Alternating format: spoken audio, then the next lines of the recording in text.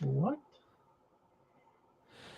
Happy Monday, everyone, and thank you so much for spending your Monday with us on a brand new edition of Wild Sports Talk alongside the Asian Skip Bayless, Isaiah Leong, who seems to continue being a bandwagon fan, but he now has a Baltimore Orioles shirt. And alongside James Gonzalez, I'm Lauro Antonio. So, fellas, how are you guys doing tonight? Oh, I'm feeling pretty good, man. I had another cup of coffee. Yes, I know it's like 10:30 p.m., but I had another cup of coffee just to keep me awake for this show. It's been quite a long, adventurous day for me.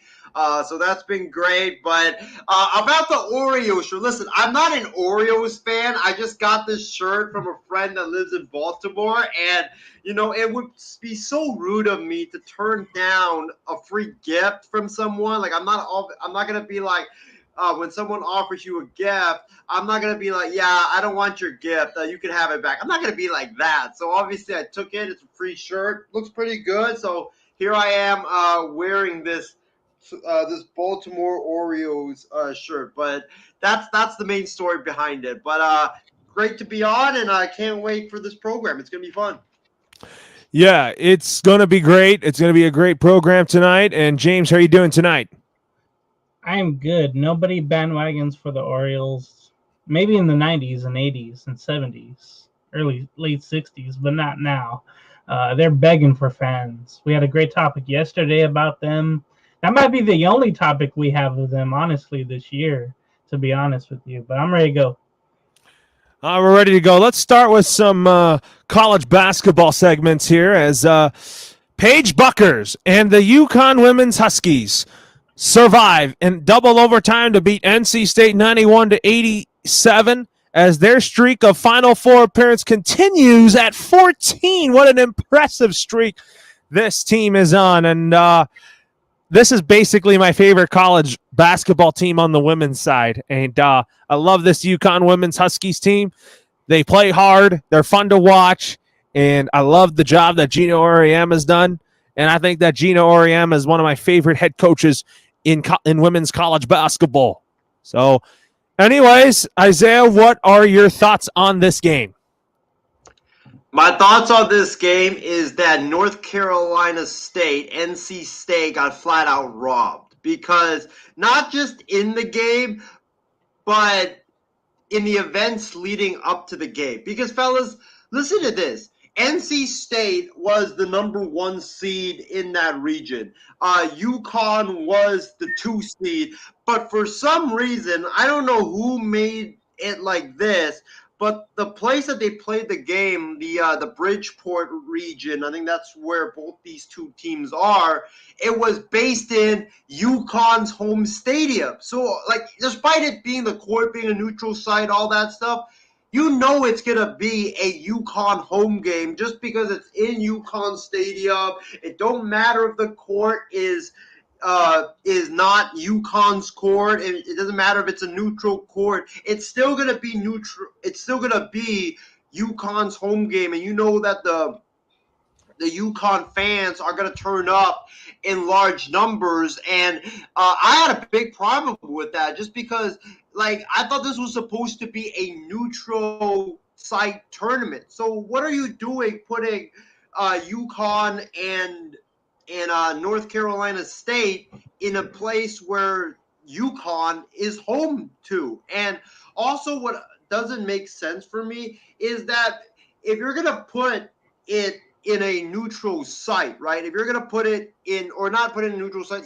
if you're going to put it at a site where one of these two teams play at, shouldn't it be at NC State? Because NC State is the number 1 seed and UConn is the 2 seed. So whoever made that or put that as part of the bracket for this NCAA tournament in the women's basketball league, it's messed up. And I think that they should make a rule banning that whoever is in the NCAA tournament should not be allowed to play games, whether it's neutral or not, at their own home site. Like if you're playing in UConn, you need to play in another region. There's cannot be like you're UConn and you are in the bracket and the portion of the bracket where the region is based in Connecticut. Like that doesn't make any sense whatsoever. Like they need to fix that, and they need to fix that ASAP.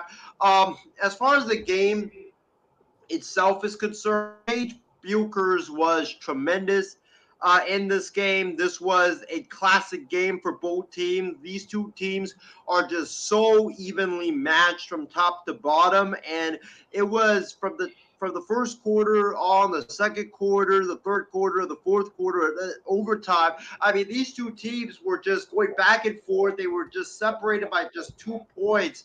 That's it for much of the game, and it was a down-to-the-wire finish. And it was just such a tremendous game by both these ball clubs. And, Buchers had 27, Christine Williams, she had 21, Azzy Fudd had 19 points, 5 rebounds. She played 49 minutes of play, which was truly impressive, given that a lot of college athletes rarely play that long.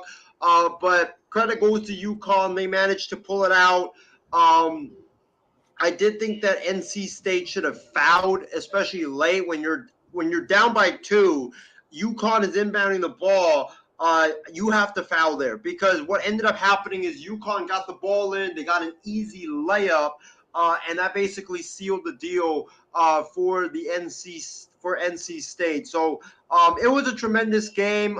Credit goes to UConn, and they're moving on. But I really wish that we could see a rematch between these two teams, or just forget the championship game. Just have these two teams play like a 5-game set, and we'll be good, because it's going to be thriller after thriller after thriller in that 5-game series.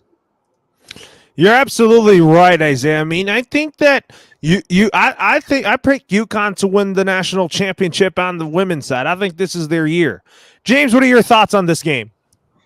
Yeah, Paige Buckets, as I like to call her, she had a great game there, playing 45 minutes and the 27 points. Isaiah reminded me of these neutral sites, and it kind of reminds me of the last 2 Super Bowls, with Tampa Bay playing at their stadium and then the Rams playing at their new stadium for the Super Bowl. That's what this kind of remind me of.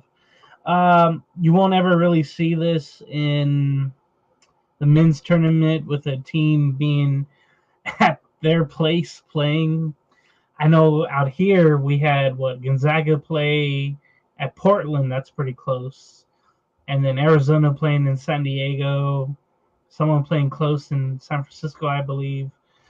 But that's as close as it can get. This, though, what Isaiah mentioned, that's pretty much a travesty. It kind of gives NC State an unfair advantage. But, all the calls and the experience will go Connecticut way. And I, too, have them winning it all there in the women's tournament. They will go on to the Final Four. Amazing thing about that first overtime, they both scored 16 points. And usually overtime, everybody's tired. And shots won't fall, and the defense is really solid. But not in these 2 overtimes. That was pretty amazing to see, to have a high score like this in a women's game, despite the 2 overtimes. But my pick is Connecticut going forward anyway. Yeah, Connecticut's is gonna probably win that. But anyways, the Louisville Lady Cardinals hold off the Michigan Wolverines to advance to the Final Four in a thriller contest. James, what are your thoughts on that game? Yeah, Louisville was led by Haley Van Lith, and she's one of those star players. And I forgot to mention, with Paige Buckers, I think Isaiah mentioned LaMelo Ball will be the face of the NBA in 5 years. I still have that up here on my wall. I think Paige Buckers, if she chooses to go to the NBA, WNBA, she'll be the face of the WNBA in 5 years. I get those vibes from Buckers and Ball. I get that vibe from both of them. Anyway, Haley Van Lith, 22 points tonight. Hall with 15, 11 for Smith. Cochran with 9 for Louisville. They pretty much led the whole way, although it's tied at the half. And then Louisville, after a bad third quarter, only held Michigan to 7 points in the fourth. Their defense was tremendous when it had to be, and judging by that 12-point spread, the defense was amazing. But credit to Louisville, they move on. Again, Haley Van Lith, she's one of those star players. I can't wait to see her go up against higher competition here in the Final Four. And what about you, Isaiah? What is your thoughts on the Louisville Lady Cardinals holding off the Michigan Wolverines to advance to the Final Four? The fourth quarter proved to be the difference. That's what was the reason why Louisville won this game, was because it was a close back and forth contest between these two teams. Louisville won the first quarter 17-13. Michigan comes back. They win the second quarter 14-13. And then it's like a 3-point Louisville lead heading into halftime. And then in the third quarter, Michigan continues to chip into Louisville's lead. They won the third quarter 16-15. But then Louisville wins the game and wins the fourth quarter 17-7. And that's your ball game right there. You know, it was a 2-point deficit or a 2-point lead turned into a 10-point win because of that fourth quarter and just the tremendous defense that Louisville played against Michigan. They were able to score the ball at a high level in that fourth quarter, and they just showed why they are the number 1 seed and why Michigan is the 3 seed because of their play in that fourth quarter and how high level that they played in that fourth quarter. And, you know, like James said, Haley Van Lith, she was tremendous, 22 points, 3 rebounds, 36 minutes of play. But don't forget about Chelsea Hall, who had 15 points, and also Kiana Smith, who had 11 points as well. That really helped Louisville, especially down the stretch. Those two ladies really helped Louisville down the stretch and helped propel them to the Final Four. Absolutely, Isaiah. But anyways, the New Mexico State Aggies have found their new men's basketball coach, and they've hired Northwest Florida State coach Greg Hayar as their new coach. I mean, Isaiah, what are your thoughts on this hire? I just had to get my New Mexico State Aggies hat because this is a great day to be a New Mexico State Aggies fan. I appreciate the person who got me this hat a couple of years ago. Really appreciate it. But I think that this is one of the most underrated hires of this coaching hiring cycle, because when you look at Greg Hires, this guy, he doesn't have any experience being a head coach in Division I college basketball, but he has been tremendous coaching in the Division III level, I believe, with Northwest Florida State. In fact, they even won a championship at Northwest Florida State in that region that they were in. So I like the hire. I think Greg Hewer, even though he hasn't had any major coaching experience as a head coach in the Division I level, I think it's still good because he does have head coaching experience in general, because it doesn't matter if you're a head coach at FBS, Division I, Division II, Division III. It's still the same thing. Being a head coach is still the same thing. And I like the offense that he runs. I like how his teams always get after it. And when I watch Northwest Florida State play, the thing that about them that really jumps out to me is the fact that they play angry. You know, they play like they're a team that they've been doubted for a long time, and I like that style of play from Greg Hires teams at Northwest Florida State, and now he jumps over to the FBS level, to the Division I level, and I don't think it's going to be that big of a transition, because you're not going into one of those like big power conferences in college basketball. You're going to New Mexico State, who has been successful, but they are one of the small programs in Division I, and this could honestly be just like a stepping stone job for Greg Hires. And I like the hire by the Aggies. No pun intended there. I like the move, but and I think the Aggies, they've always traditionally been a really solid basketball program.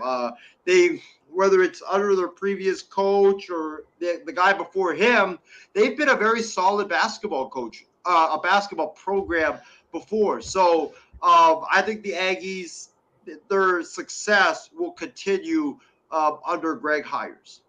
Definitely will. And then Big B also wants to is saying that Isaiah is wearing a New Mexico State hat and a Baltimore Orioles shirt. James, what's your thoughts on the hire of Greg Hayar as the new head coach of New Mexico State?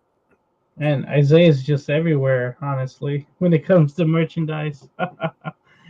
Yeah, seeing the conference that they're in, the Western Athletic Conference, they could easily take that over as they have been.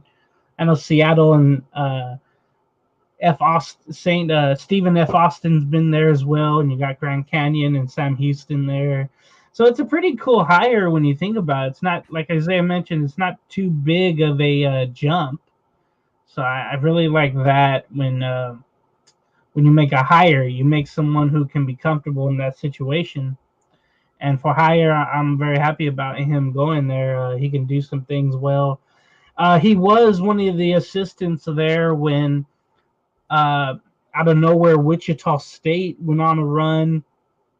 He worked with Ron Baker and Fred VanVleet, who was an all-star this year, first-timer in the NBA, just to name a few alumni from Wichita State. So I really like the hire for New Mexico State. That'll probably put him on the map just a little more, and maybe we'll see him down the road having success. I know he's going from a junior college to a Divisional I program, but I really like the jump here.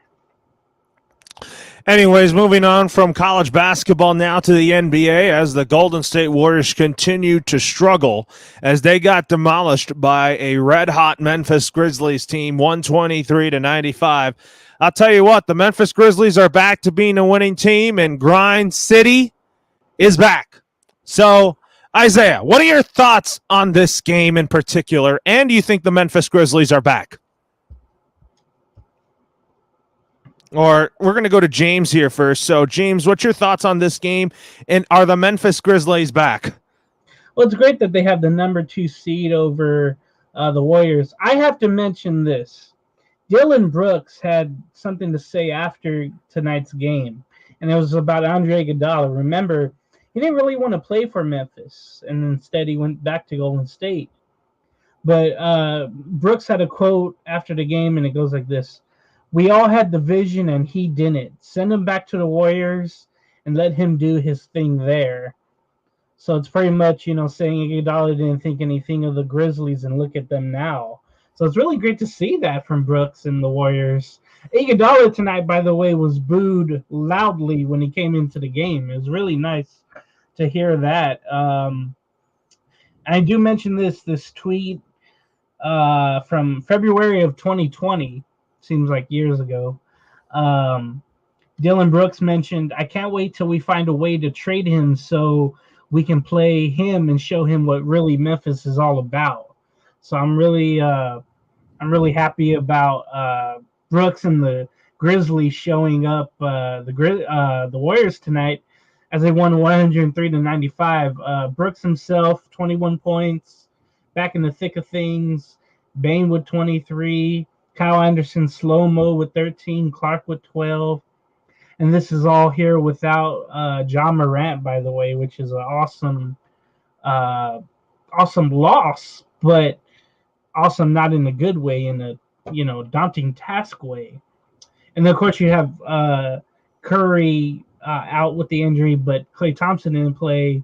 Jordan Poole's been putting up great numbers since Curry has been out, 25 points. Moody with 18, Kuminga with 15, and then Wiggins only with 10. If Wiggins can't get more than that, they're not going to win games, and they haven't been lately. It's all been Poole leading the way in scoring. So these are two teams here going opposite directions, Golden State going down, Memphis going up. What about you, Isaiah? What are your thoughts on this game between the Warriors and the Grizzlies? Like I was telling James here, the Grizzlies, they are back to being Grind City. And for the Warriors, they've been struggling without Steph Curry, but you better watch out for Ja Morant and the Grizzlies because they're a team that is going to be destined to go far and make a run at the NBA championship. Yeah, I think the Grizzlies are definitely for real. I've been very impressed with the job that Taylor Jenkins has done coaching that squad up. The young talent that they have, Morant, Dylan Brooks, Clark. We're not even mentioning Jared Jackson Jr. I mean, this kid has a bright future as well, and I don't think he's played much this season because of injuries. But the Grizzlies are for real, and I think that when you look at Memphis, I still am hesitant to put them in like the Western Conference Finals. I have them getting bounced out in the second round just because I think they're too young of a team, and they're a team that when you look at what's been transpiring for Memphis ever since Morant's got there. You know, his rookie year, they get knocked out in the play-in tournament. They almost make the playoffs. Then last year, they win the play-in tournament. They get bounced out of the first round after just winning one game. So if that trend continues, then it would be the next step would be that they get bounced out of the second round. And, hey, that would not be, like, that big of a disappointment just because, hey, when you look at the Memphis Grizzlies, there's a lot of great teams in the West. And when you look at the Grizzlies, I just think that they're still a year or two away from truly contending for an NBA championship. And I also think that they're another superstar away from it. But Memphis, like you mentioned, Laurel, Memphis could truly make a lot of noise in the Western Conference playoffs. But I think this game says more about the Golden State Warriors. The Golden State Warriors are in serious, serious trouble. When you look at the Golden State Warriors right now, Steph Curry probably is not going to come back until, the playoffs? Because the last update we got was that he's out indefinitely. He's going to be out like 2 to 4 weeks. That was about 2 weeks ago. And we still haven't got an update ever since. So he could be missing the remainder of the regular season. I think there's about there's about 2 weeks left of the regular season. So time is ticking on Steph Curry's return, and I really don't think he can return before the regular season. And this Warriors team, even with Curry in the fold, before Curry got hurt, the Warriors were already struggling. I mean, they were losing games at a rapid pace, and guys like, Green was getting hurt, and Iguodala was getting hurt. Even Klay Thompson was in and out of the lineup at times. Jordan Poole and Andrew Wiggins were like the main constant in their starting lineup. But Wiggins has definitely tailed off after a strong start to the season. Poole has continued his great play, but everybody else around him just hasn't been able to step up. And right now, when you look at the Western Conference standings, the Warriors are sitting there at 48 and 28, and they are third in the West.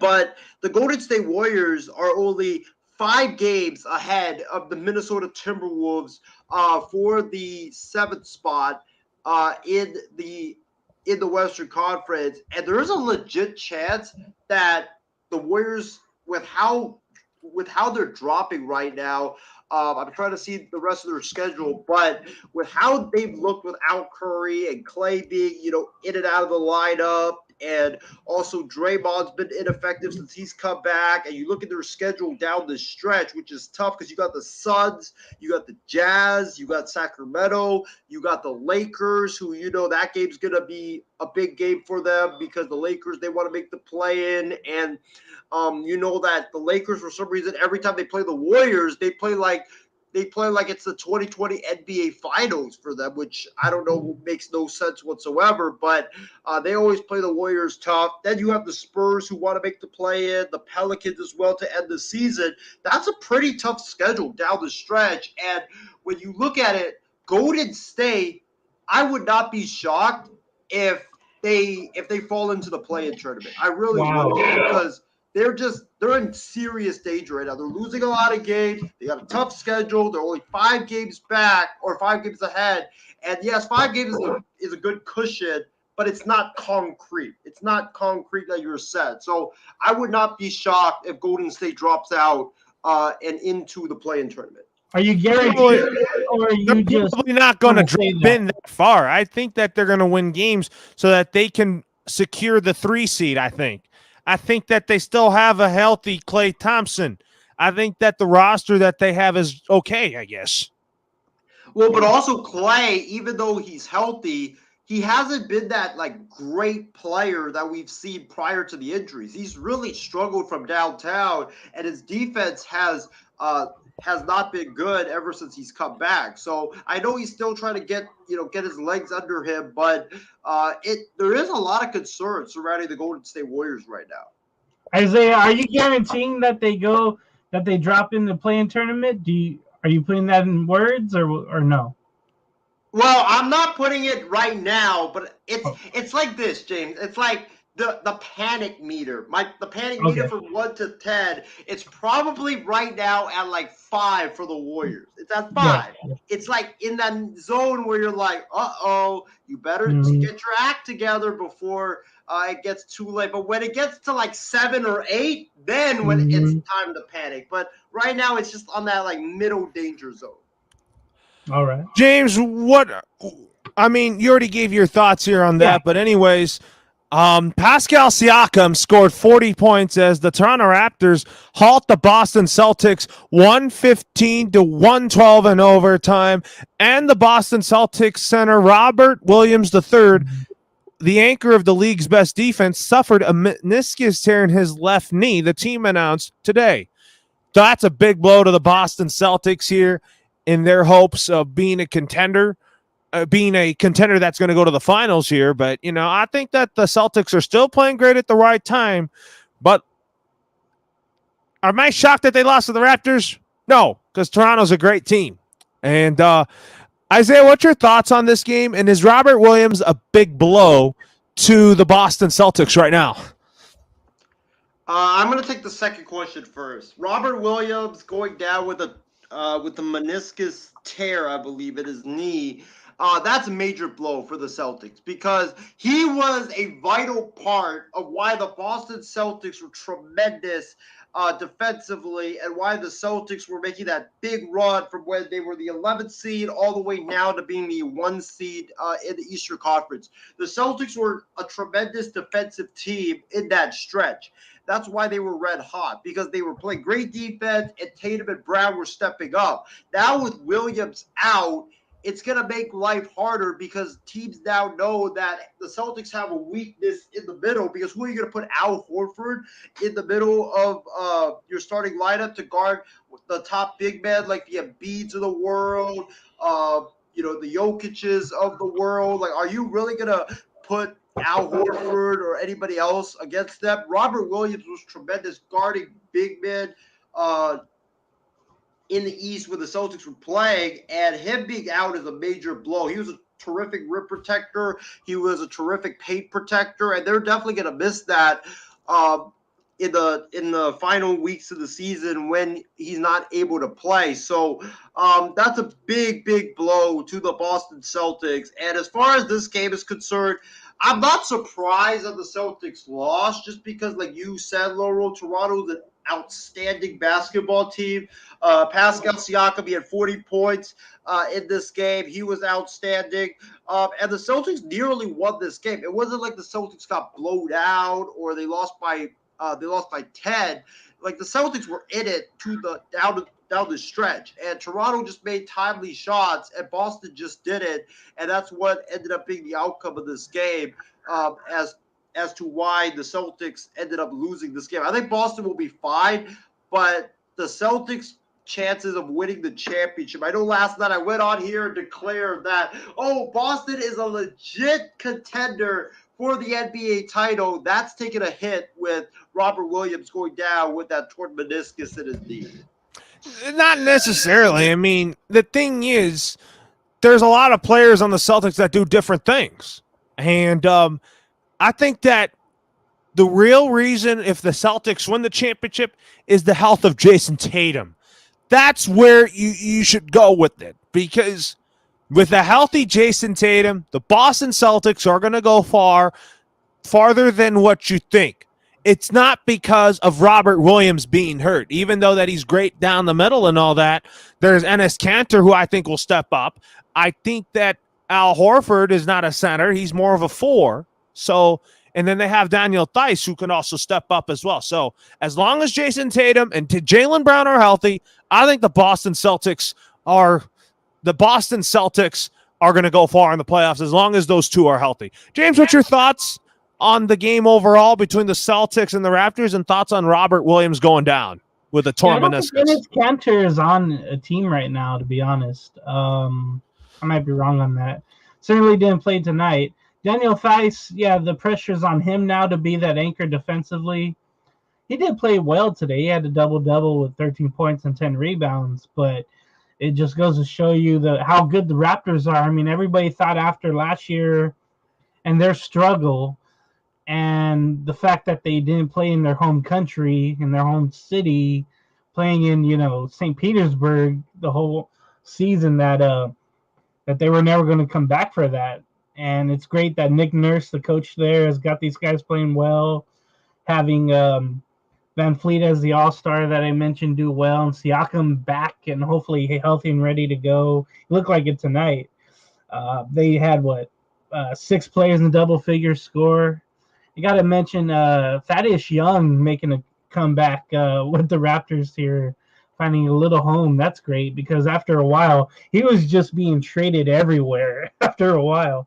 For Boston, without Tatum and without Jaylen Brown tonight, they still had 7 players with double figures. It shows that a lot of people could step up, even though those two were out with rest. But that loss with Greg Williams, with Robert Williams III, that's really tough. I came on here yesterday mentioning that, and that could see some time out, and it could be, at least 3 to 4 weeks or more than that. Honestly, the way that the way the injury is, and need to heal right away, because you need him inside to be jumping around with all that energy and making plays. So I think it's honestly a big loss, but Daniel Theis, who knows the system there, he's got to step up. So we'll see if he can. Anyways, folks, let's kind of break down the Eastern and Western Conference standings as of right now. The Miami Heat are in first place in the Eastern Conference right now, followed by the Philadelphia 76ers and Milwaukee Bucks are 2 and 3. 4 and 5 are the Celtics and the Bulls. The Raptors are 6, and then the Cleveland Cavaliers dropped from 6 to 7, with Brooklyn 8. The Hornets and the Hawks are 9th and 10th. With the Knicks still looking in. They're still pretty much alive, along with the Washington Wizards, with the Pacers, Pistons, and Magic already eliminated. And in the Western Conference, the Suns are 61 and 14, followed by the Grizzlies. Both of them are 1-2. The Warriors still remain third, even though that they are, in their last 10, they are 4 and 6 and lost 3 straight games. Dallas is now 4th. With Utah 5th, Denver 6th, with the T-Wolves 7th, followed by the Clippers 8th, the Pelicans 9th, and the Lakers 10th. And with the Spurs beating the Rockets today, they're both tied for 10th, but the Spurs have the tiebreaker over the Lakers. So the Lakers play the Mavs tomorrow. So if the Lakers lose, then the Spurs are going to be taking over that 10th spot in the Western Conference play-in bracket, with Portland 12th, Sacramento 13th, as Portland and Sacramento are still alive for the play-in spot, with San Antonio peaking at the right time. And then OKC and Houston already eliminated from playoff contention. Anyways, moving on to some baseball here. After signing his contract with St. Louis, Albert Pujols announced that this will be his final season. I kind of think this is the last dance in St. Louis. I think it's Pujols, Molina, and Wainwright, I think, are playing in the last dance here. So this is the last dance in St. Louis. And would it shock me if the Cardinals won the World Series for them? It wouldn't, but I think the Dodgers are going to win the World Series still. But anyways, Isaiah, what's your thoughts on Albert Pujols announcing that this is his last year? And you think that he's going to retire with Wainwright and Molina? I'm kind of sad because Albert Pujols is a legend, and I know that he's like 42 years of age now, but I think he's still got a little bit left in that gas tank of his, especially now with the DH being in both the National League and the American League. It's going to help make players play longer, or it's going to let players play longer into their careers because they don't have to be on the field every single day. So Albert Pujols can still hit. He's not a bum. He's a guy that last year, I believe, he cranked out like 20-plus homers still. So, I mean, he can still play. And I think that he's going to be the Cardinals' primary DH this season, which is good for him because he doesn't have to take the field and field ground balls and do all that stuff needed to play on the field.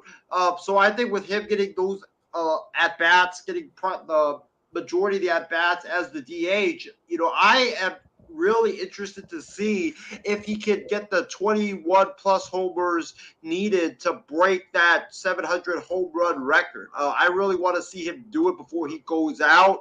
I still think that even though he did say that this is going to be my final year in the big leagues, or he's planning on it being, we all know that, hey, players say something that they're planning on this, and in the middle of the season or towards the end of the season, the plans can change. I mean, look at Mariano Rivera, who said, I'm planning on this being my final year as a Yankee or my final year in the big leagues. And what ended up happening was he tore his ACL trying to catch a pop-up, and he had to come back next season. And you look at the other guys that have said such things. So I think that right now when you look at it, I think it's 95% that Pujols does in fact retire, but the 5% is that if, let's say, Pujols hits 17 homers and he's like 4 home runs shy of breaking 7 or going to 700, I think he's going to come back just to make a run at 700, because there's no way with Albert Pujols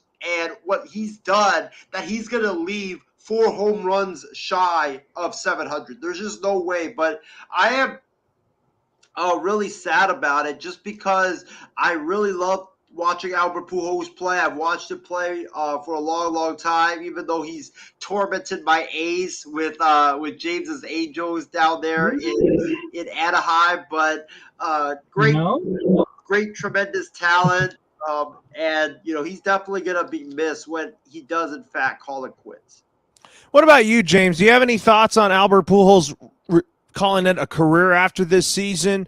I know that he was on your Angels for the last 10 years. I don't know who that is, though.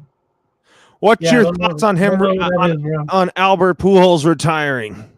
No, I don't know who that is, honestly.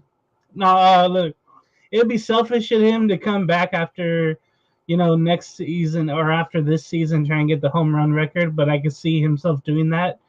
He always wanted to be in the spotlight and do things behind the scenes. It's a good situation for him, and I hope he does get the home run record so he can go out as a Cardinal. Like I mentioned yesterday, maybe he can play in the playoff game. Well, DH in a playoff game, not play in the playoff game, because DHs don't take the field. So, and I think we have to stop saying last dance on things, because I think that's kind of disrespectful to Michael Jordan and his whole documentary. And then the way that Green Bay Packer thing went, where Adams just left and Rodgers stayed, so it didn't feel like a last dance. But anyway, yeah, I'm going to monitor what Pujols does, but very slightly. Anyways, I mean, Albert Pujols will be missed, and I think that he's going to retire with Adam Wainwright and Yadier Molina. But anyways, Major League Baseball will move second base closer to home plate in 2022 in the minors as part of the rules experiment. Isaiah, do you have any thoughts on this rules? And do you think that it's another example of why Rob Manfred is ruining baseball, even though baseball is good how it is? When the baseball CBA got done, I kind of breathed a sigh of relief, because I thought, like, okay, CBA is done. What else can Manfred do? There's really nothing he can do to ruin the game again. And because once it's in the CBA, or once the CBA is done, there's nothing that he could do without the players' consent and their approval. So I was like, okay, he can't do anything now. So baseball being it is right now, I'm okay with how it is with all the changes that's going on because it doesn't really ruin the play on the field. You know, we've seen some stuff like banning the shift. You guys know my take on it. I'm against it because I just don't know what else it could end up changing if you ban the shift. You know, something else can get banned. Other stuff could change. And, you know, this is just another example of Rob Manfred fixing something in baseball when it's not broken. Like, the game is great right now. Like, there's people on Twitter and social media that's like, oh, the game, baseball's boring, blah, blah, blah. Okay, fine. You don't like baseball, fine, then don't watch it.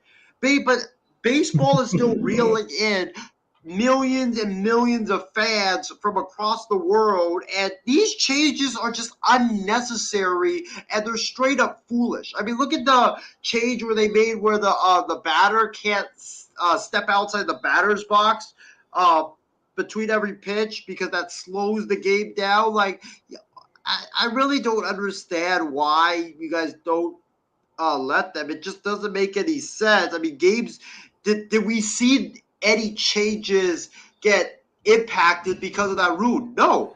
You look at the games now, I mean, the games are still 3.5 hours, even 4 hours long. So you making the batter stay in the batter's box for when they were in the batter's box and they couldn't leave it, or else they would get penalized.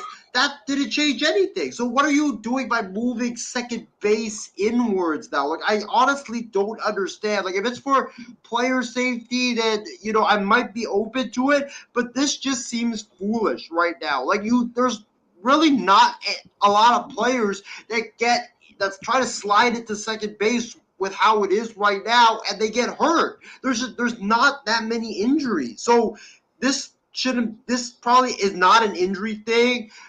It's just Rob Manfred trying to fix baseball when baseball isn't being ruined right now, and he's focusing on stuff that isn't worth fixing, or it's not broken, and he's trying to fix it, and it's just making the game worse and worse as time goes on. You have a good point there. I mean, he is making the game as worse and worse with all that rule changes in the minors. I mean, a lot of players don't like Commissioner Manfred. And Isaiah, you have one more thing to add here. I feel bad for all these minor leaguers because with all the changes that they're implementing down in the minor leagues, it just seems like the minor league baseball has turned into a whole giant science experiment because they're like putting in robot ups, different rule changes that they want to implement in Major League Baseball. And now this thing where second base is being moved away from its original position. Like, soon enough, like, we're going to see minor league baseball and even probably Major League Baseball in the foreseeable future be just totally different than we see it right now in 10, 15 years. I can guarantee you that with all the tinkering that they're doing right now, I would not even be shocked if in 15 years they use a freaking softball instead of a regular baseball to play because Manfred be like, oh, I want to see more home runs. Let's make the ball bigger so we can let the hitters see the ball better. Like, it's just utterly ridiculous what they're doing right now. Just leave the game how it is. No need to change it while it's broke. And that's why I want Commissioner Manfred fired as soon as possible. And I'll get to James in a minute here. I mean, the other thing I want to say is that making the bases bigger, that is ridiculous. And you don't need to make those bases even bigger. That's going to have them a lot of more. The injury rate is going to increase.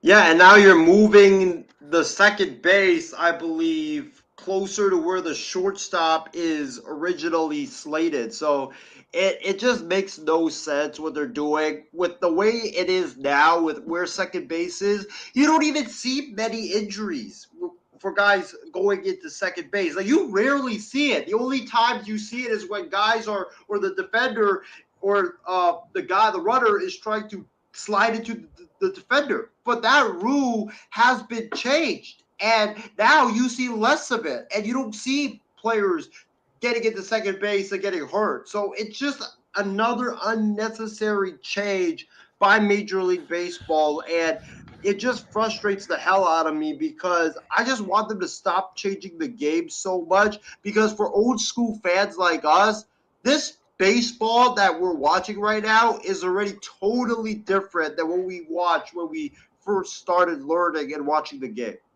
What about you, James? What's your thoughts on this Yeah. rule change that they're experimenting in the minors? And I just read the move of the base will be in the second half of the minor league season, which is odd to me too. I think you would do it in the first half of the season, get the minor leaguers, acclimated to running a different way now, or closer in. By the way, I would think you do that in the first half, not the second half. But anyway, yeah, the move would make it, instead of 90 feet to every base going from first to second, it would be 87 feet, and it would be closer to third too. So the players running, they're going to have to get adjusted to that, and to do it at the second part of the season, that's going to be really odd for those minor league players who already are going through a lot. Honestly, you see the players out there struggling to make ends meet, their living conditions, their eating conditions. And now they have to deal with rule changes and just be, robots in a way. And you know how they've done this with the automatic umpire, the automatic strike zone, the pitch clock. So they've done all this the last 4 or 5 years. And now it's just they're becoming like guinea pigs, honestly. It's really demeaning, honestly, when you think about it. And I know they're trying to make the game safer or faster, but in this case,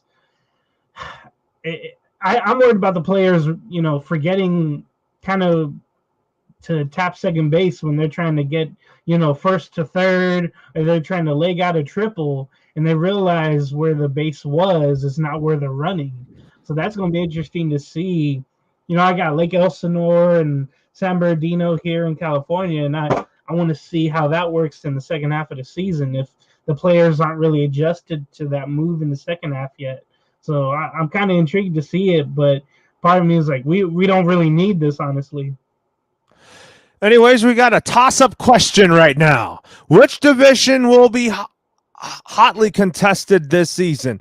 The AL East or the NL East? I'm going to say, this is hard for me to pick here because both divisions are good. I'm going to say both because the AL East is deep as nails. So is the NL East.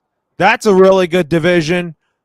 Isaiah, which division will be more highly contested? Is it the AL East or the NL East? Ooh, this is a very, very, very tough debate. You can't go wrong with either one of these two, because we all know that it's going to be a bloodbath in both of these divisions, just like how it was in the NFC West this past season. So for me, I'm going to go with the NL East. I think the NL East is a little bit more deeper and more talented than the AL East. When you look at right now with the NL East, you have the Atlanta Braves, the defending World Series champions, who I know they lost Freddie Freeman to your Dodgers, Loro, but they got Matt Olson, who is younger than Freeman. I think that when you look at their stats wise and what they bring to the table, Olson is almost as good as Freddie Freeman. So I don't think the Braves will miss a beat. Plus, they added Kenley Jansen to make their bullpen even more stronger. They brought back Rosario to their team. He was the heart and soul of their team. He was the guy that made their team go. So I like that move by the Braves. And then you look at the Mets. You look what the Mets did this offseason, adding in Max Scherzer and Chris Bassett to an already loaded rotation with Jacob deGrom in the fold. And then lineup-wise, they added Starling Marte, who is one of the most underrated hitters in all of baseball. I mean, this guy, if not for the injuries, he would be a superstar in Major League Baseball because what he does as a hitter, going the opposite field, hitting the ball to all parts of the field, drawing walks, making the pitchers work. This guy is the hitter that I think a lot of kids should emulate now when they're trying to play the game of baseball. And then they added Buck Showalter as their manager, who is a well-respected veteran manager. He knows how to run a clubhouse extremely well. And then you look at the Phillies. You look at what they did, the pitching with Nola, with Wheeler, with Gibson, Ranger Suarez as well. And then that lineup, adding Schwarber and Castellanos to a lineup that has Harper, that has Segura, that has Alec Bohm, Real Muto, Hoskins as well. I mean, that lineup from 1 through 9 could honestly be one of the best and deepest lineups in all of baseball, because from 1 through 9, they have guys in that lineup that can just hurt you from top to bottom. And I'm forgetting Matt Vierling and Mickey Moniak, who's having a tremendous spring right now, and also Didi Gregorius. If he can bounce back and be the Didi Gregorius that we saw the Yankees, that was just launching home runs left and right, I mean, this Phillies lineup is going to be downright scary. I know the bullpen is still going to be an issue, but I don't think it's going to be that big of an issue because they did add, Brad Hand and Familia and Kanebo and all those guys. But if you're launching a lot of home runs and you were scoring like 7 runs a game, you won't be in a lot of those tight games. So I think the Phillies will be fine. Plus, they have Joe Girardi, who is a World Series champion as a manager. And then the Nats, I mean, they made some moves as well. They added Nelson Cruz. They have Steven Strasburg there. They have Juan Soto. They're probably going to be 4th in that division, but they're probably going to be a team that will create problems and havoc for a lot of the top teams in that division. And then you look at the Marlins. I mean, they added Jorge Soler to their team. They have really good pitching, really good young pitching, so they're not a slouch as well. So from 1 through 5, that division is going to be really, really tough. And then you look at for the AL East, I think you have the Blue Jays with what they did, adding Chapman to the mode, and then you have the Red Sox adding Story, the Yankees getting Donaldson, Kiner Falefa, but I think they're probably going to be 4th in that division, honestly, just because of them striking out on their free agents, and they have so many injury concerns. And then the Rays as well, but the Orioles don't really pose a threat. That's the thing. The NL East from 1 through 5, I think they all pose kind of a threat, but the AL East, it's like 1 through 4, you know what you're getting. But the 5th spot is the one that brings them down a little bit. So for me, I'm going to go with the National League East. Yeah, I think that's probably good. I think that it's a good choice you got there. I mean, that's really good. A good division, too. I mean, the AL East is good, but the Orioles. James, which division's going to be good? The AL East or the NL East? I think you really can't go wrong with both, but for the sake of argument, I'll say the American League East. Nothing against the National League East. You got the world champion Braves, who Acuna is going to come back healthy, and then you got Matt Olson, Isaiah going there. They're the head right now of the whole league. You also have the Mets and the Phillies, but you feel like, well, they've collapsed before, but hopefully they can persevere and make it a great 3-team race. I don't think Washington's going to do anything. Nelson Cruz will probably be moved at the deadline. Miami doesn't want to spend, so they're not going to win. They could be as youthful and as good as they want to be, as they think they are, but this to me is a numbers thing. You got 3 contenders in the NL East, but in the AL East, you have 4. Getting rid of the Orioles, of course. They're young and maybe coming. I don't know. But you got Boston with Story. You got Devers, Bogarts. You got Jackie Bradley Jr. back. You have a formidable rotation there with a pretty good bullpen. You got Toronto, who's young and really up and coming, and this should be the year where I think they'll they'll break the tape and get into the postseason. You got the Yankees, who are always a story with all of their injuries, with all their bats, Judge and Rizzo, Stanton, and how they'll fall up and down throughout the season. Yeah, you're absolutely. One second. I'm sorry, I had to cough. And then Tampa Bay, they pretty much kept their roster intact, other from, adding Corey Kluber to their rotation. So they're young and they're always poised to make a playoff run. So for that, I say the AL East has 4 teams in contention over NL East that has 3. Anyways, with that being said, now the Twins, however, signed Chris Archer to a 1-year, $3.5 million contract. I think that's a good low-risk signing for the Twins here. And Isaiah, do you think that with the signing of Chris Archer, you think that it's a good deal for the Twins?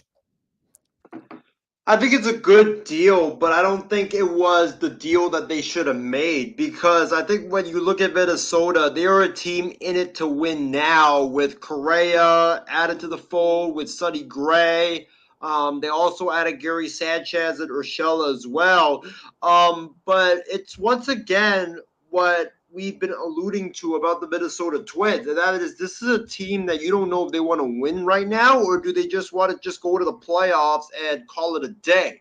The Minnesota Twins, they should have went out and gotten Sean Manaea from the A's, or got Frankie Montas from the A's. They're a team that's lacking that true ace right now in their rotation, and they have the prospects needed to get a Manaea or a Montas, or they even have like the pieces and the assets to get another big-time starting pitcher out there, like from the Reds, for example, like a Luis Castillo.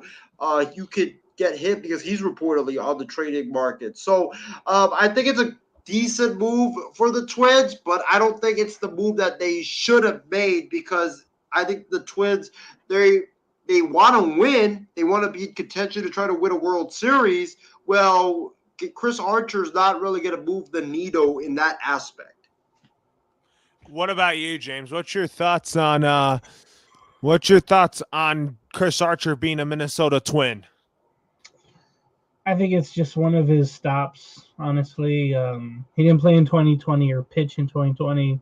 He was 1-1 last year with the comeback with the Rays.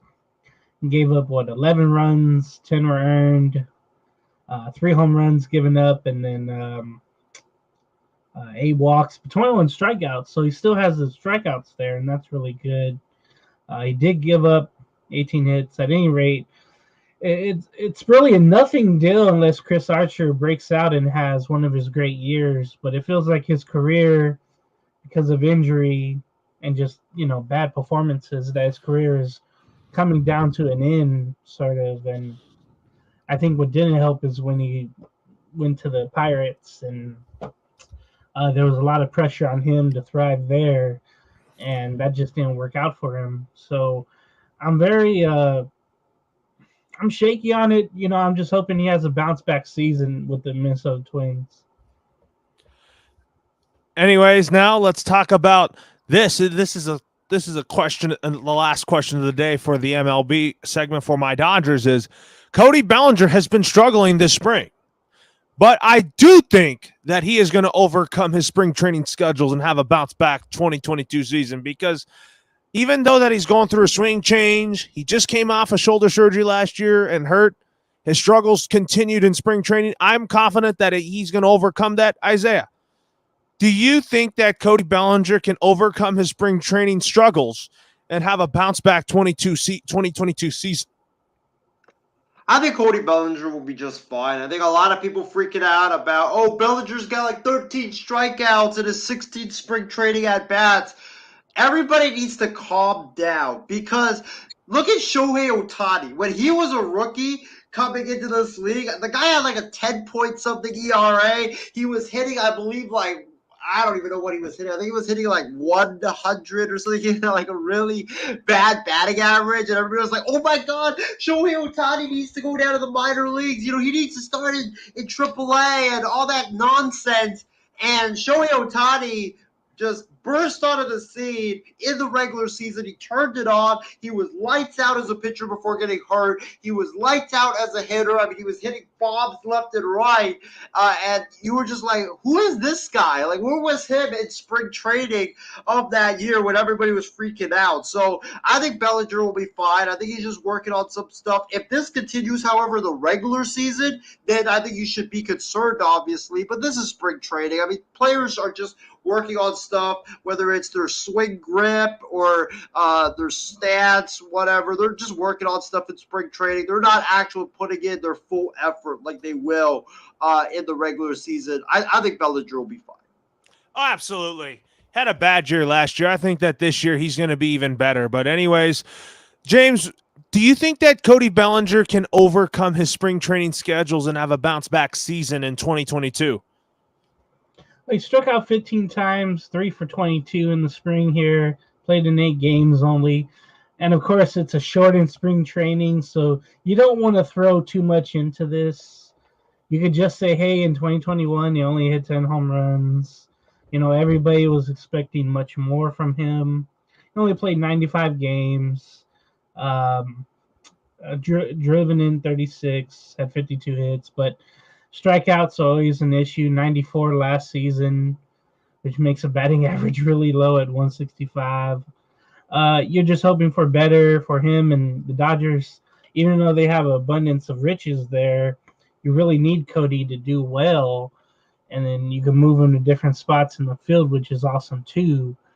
But I think what has happened though the last couple of years or this year in the spring training, I think pitchers have figured out how to pitch to him, keep the ball away from him. You know, if you got the split finger, you throw it low and away and you get him chasing. You don't throw up and in on him because he likes the ball inside where he could just kill it to right field or center field. So I think as long as he adjusts to what the pitchers are throwing now to him and not go chasing, that'll help Cody Bellinger. And then that'll lead to those pitches coming back into zone and for him to have more success. So be on the lookout whenever somebody pitches Cody Bellinger of how they pitch to him. So look out for that about Bellinger, how everybody has been pitching him. It's been a big difference. And you see that sometimes from young stars. They just have to make adjustments. And this is what Cody Bellinger has to do. Anyways, with that being said now, let's talk about now our top 5 managers heading into the 2022 season. Here are my top 5 managers. Number 1 is from my Los Angeles Dodgers, Dave Roberts. Number 2 from the Boston Red Sox, Alex Cora. Number 3 from the Tampa Bay Rays, Kevin Cash. Number 4 from the Atlanta Braves, Brian Snitker. Call him Snit. He does a great job for the Braves, and I have no doubt that he will continue to do an amazing job being the manager for the Atlanta Braves. And number 5 for me is Bob Melvin of the San Diego Padres. And I know, Isaiah, you hated me for me saying this, but Bob Melvin is going to do great things for the San Diego Padres. And Isaiah, who are your top 5 manager list here? All right, I'm going to start from 5 all the way down to number 1.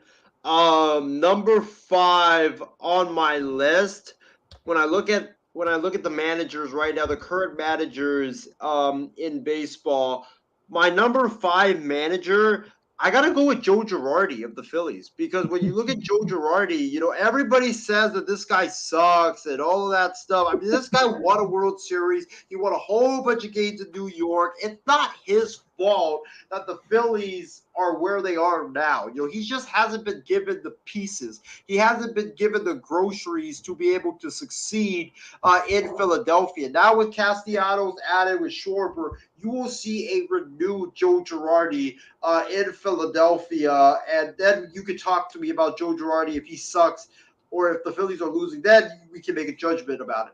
But I got to go with Girardi at number 5. I think he's a tremendous manager. He's a great tactician. He's a great motivator as well. Number 4 on my list. Number 4 on my list. I probably will go with Bob Melvin because I watched Bob Melvin with the A's. He was tremendous. I know he's now in San Diego. He's going to do a great job in San Diego. He just knows how to push the players' buttons. He knows how to make pitching changes when necessary. He's going to be phenomenal for the Padres. He's my number 4. Number 3 on my list. Oh, man, there's a lot of really, really good managers in baseball, but you know what? I'm going to go with Brian Snitker of the Atlanta Braves. I think Snitker is tremendous. You saw what he did last year, and ever since he's taken over, he's just been a great manager for the Atlanta Braves. Number 2 on my list, I'm going to go with Dave Roberts of your Dodgers, Loro. Dave Roberts, what he's done is just been remarkable, going to, I believe, 3 World Series and also 4 NL Championship Series in his 5 years as the manager. That's something that we haven't seen, I think, in baseball history. So with what he's done, the players love playing for him. I know his pitching changes can be questionable at times, but you got to give him his respect with what he's done and the results that he's accomplished. And for me, number one on this list, this might be a big time shocker to all of you guys. This might be a big time shocker, but I think you got to go with Joe Madden. You got to go with Joe Madden. Excuse me? I respect Madden a lot with what he's done with the Cubs, with the analytics that he's brought to the game, with what he's done both offensively and also making decisions and how he communicates with his players, how he treats his players. He's a great manager, and the Phillies should have hired him instead of Joe Girardi. I'll give you that. But I think Madden's kind of in the same situation as Girardi. It's like they're great managers, but they just haven't been able to. They haven't been given the pieces necessary to succeed. It's like if you let's say you put Dave Roberts on the Phillies. You really think Dave Roberts would have been able to accomplish the same or better than what Girardi has accomplished? I don't think he would have, because the bullpen just flat out stinks. And Joe Girardi or Dave Roberts can't come in and all of a sudden wave a wand and say, "Oh, this." Will wave a wand and say all of a sudden bullpen is going to be great. So the manager needs their pieces to succeed. Anyways, James, what are your top 5 managers heading into this season? Not Joe Madden. In no particular order, Kevin Cash. I think what he does with the Rays every year, you can call it analytics, whatever you want. I don't care. I think he's great. I have to put Alex Cora in that list, Dave Roberts, Brian Snitker, and then after that, it's kind of run of really anyone. So I guess Bob Melvin does a longevity. I would have put Joe Madden in there, but he's really kind of lost the Angels sometimes with his bullpen changes, with the way he takes out his starters, and then the way he makes the lineups. Maybe it's just me because I see it every damn day. But there's certain flaws that I hope that he gets rid of this season. So that's why I don't have Joe in my top 5. Tony La Russa, seems like he lost the locker room not once, but twice with the White Sox last year.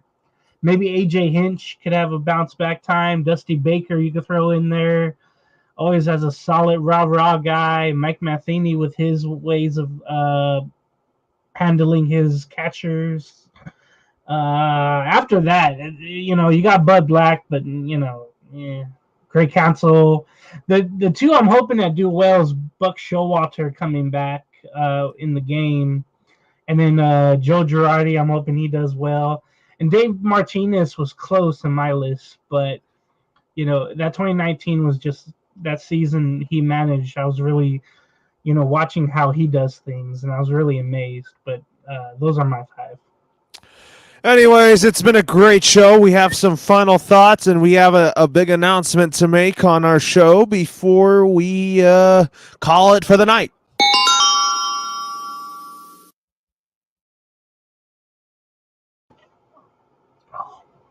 Anyways, our final thought and announcement is we're going to pull up this clip art right here. Is that in a few weeks from today, actually, we're going to have the MI6 Sports Network is launching a brand new baseball show that I will be hosting along, and then Isaiah, Ben Kearse, James Gonzalez will be joining me as analysts on the show here for our new baseball show. We have some names to be talking about here. We'll pull that up as Isaiah made a poll on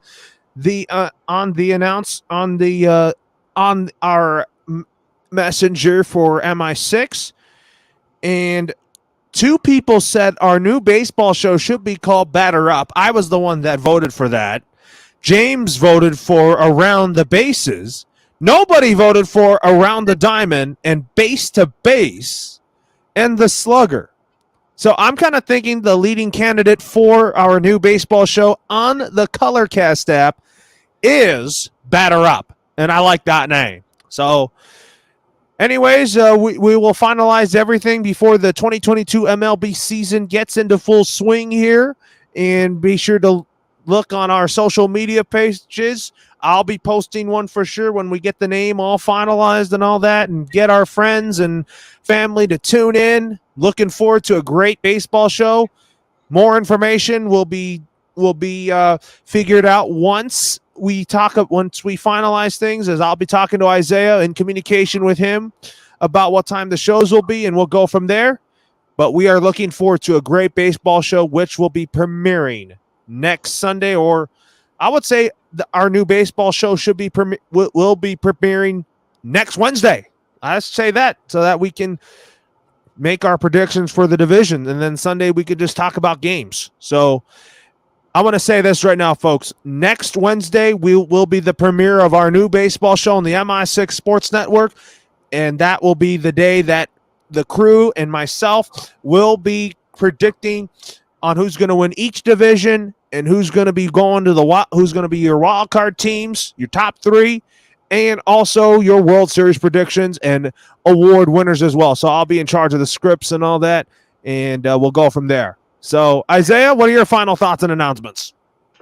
Well, my final thoughts is it was a great show. I think we are almost done with our MLB position rankings. I think we only have like one more left to go, which is the GMs or something like that. I don't know. The GM/executives, like that's like our last one. So that'll be so much fun to get into before opening day starts next week. But it was a great show. Thank you to everybody for tuning in tonight. Thank you to my co-hosts James and Loro for being on the show with me tonight, and I'm definitely looking forward to that baseball show that we're gonna have every single Sundays. Sometimes we'll have it on Saturdays, if there's a extra point show, but it's gonna be fun. We're gonna be talking about the biggest stories and games from the baseball world, and then we're also going to be giving like a weekly report on how our respective teams are doing. And my team will be the A's. Don't worry, it won't be 50 teams or whatever it is that you have. Question here: are you going to be doing reports on the A's and the Phillies? Most likely, yes. Most likely, I'll be doing reports on the A's and the Phillies. But it's going to be fun. We're going to definitely have a great time there, and tune in every Sundays for it. Time to be determined right now. We're still working through all of the stuff, the name, the song, what intro, outro video we're going to use, and the logo for it. But it's going to be fun. We'll have all that ready for you next Wednesday when we do our MLB preview and predictions show. Yeah, so basically, again, next Wednesday will be our first show on the MI6 Sports Network's baseball show. Next Wednesday it is. Time to be determined. I'll think of a time, and we'll go from there, and I am looking forward to it. And basically, on the baseball show that's going to happen every Sunday, I will be giving reports on my Los Angeles Dodgers. So be ready to hear my reports on them and give my takes on the Dodgers. And I'm excited for this show. It's going to be a lot of fun. I know Isaiah is going to do A's and Phillies. James is going to do Angels. Ben Kearse is going to do Boston Red Sox. And I'm doing Dodgers. So, James, what are your final thoughts? It was Mariah Carey's birthday yesterday. I forgot to mention that. She's still queen in my heart. Sing That's for really us. all I Sing got. All I Want for Christmas Is You. Dream lover, come take me away. Take me on. Da, da, da. Good night, everyone.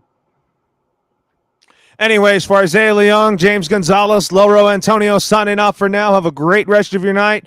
Our next Wild Sports Talk show will be on Friday night. Be sure to tune in then, as we are going to have a preview of the Final Four, and we're also going to make our picks for the Final Four for the men's college basketball tournament and more. Have a great night, everyone.